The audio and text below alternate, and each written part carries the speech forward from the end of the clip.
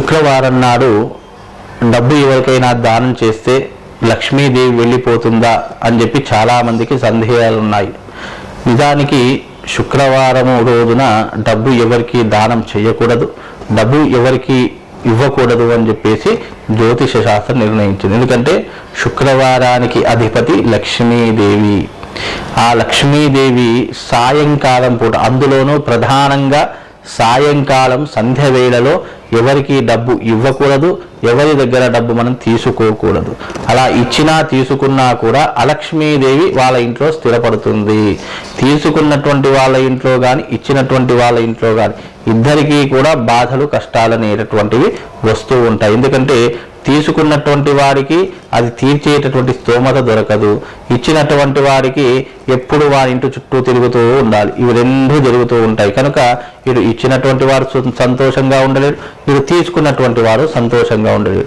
కాబట్టి ఇక్కడ ఏం చేస్తాము అంటే, మనకు చిన్న షార్ట్కట్లో చెప్పాలి అంటే, నిజానికి శుక్రవారం రోజున లక్ష్మీదేవిని దానం చేయకూడదు, ఎవరికి అప్పుగా ఇవ్వకూడదు, ఎవరికి ఉచితంగా ఇవ్వకూడదు అని చెప్పేసి మన జ్యోతిష శాస్త్రం నిర్ణయించడం జరిగింది.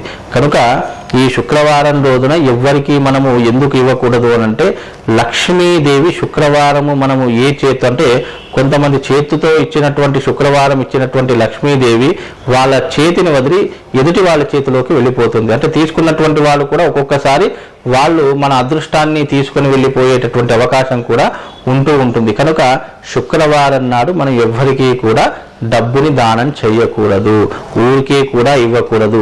అది ముఖ్యంగా స్త్రీల చేతి నుండి అస్సలు డబ్బు ఇవ్వకూడదు అని చెప్పేసి జ్యోతిష శాస్త్రం. ఎందుకంటే స్త్రీ నుంచి వెళ్ళినటువంటి ధనము తిరిగి మనకు రావడం అంటే చాలా కష్టము.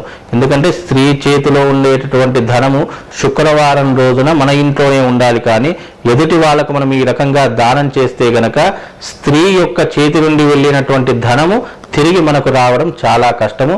అలాగే స్త్రీ చేతిలో ఉన్నటువంటి లక్ష్మీదేవి కూడా వాళ్ళ చేతిలోకి వాళ్ళకు హస్తంగతమయ్యేటటువంటి అవకాశము ఏర్పడుతూ ఉంటుంది. కనుక ఈ యొక్క లక్ష్మీదేవిని మనం స్థిరంగా ఉంచుకోవాలంటే శుక్రవారం రోజు ధనానికి సంబంధించినటువంటి లావాదేవీలు ఎలాంటివి చేసుకోకూడదు.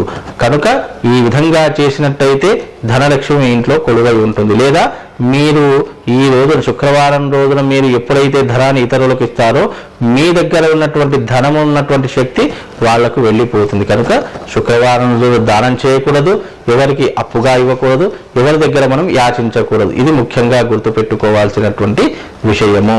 శ్రీమాత్రే నమః. శ్రీ గురుభ్యో నమః.